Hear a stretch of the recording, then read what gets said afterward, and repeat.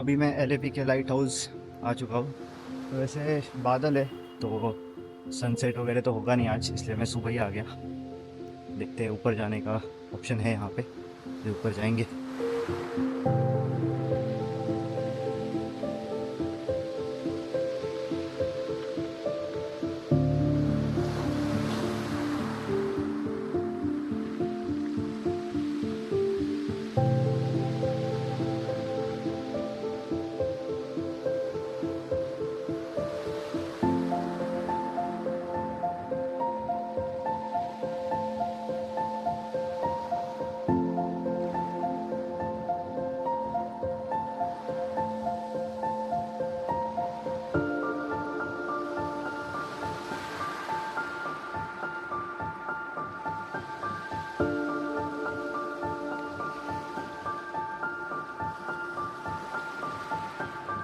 So basically you can see whole town of Alleppey from this point.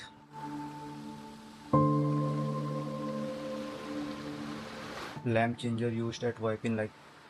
Alleppey बंदरगाह पर नागिरानी के लिए दूरबीन का इस्तेमाल किया, बड़ा वाला दूरबीन। ओके, 1881 में खरीदा था। Sun valve horizontal expansion type, valve vertical expansion type, gas flasher 1920।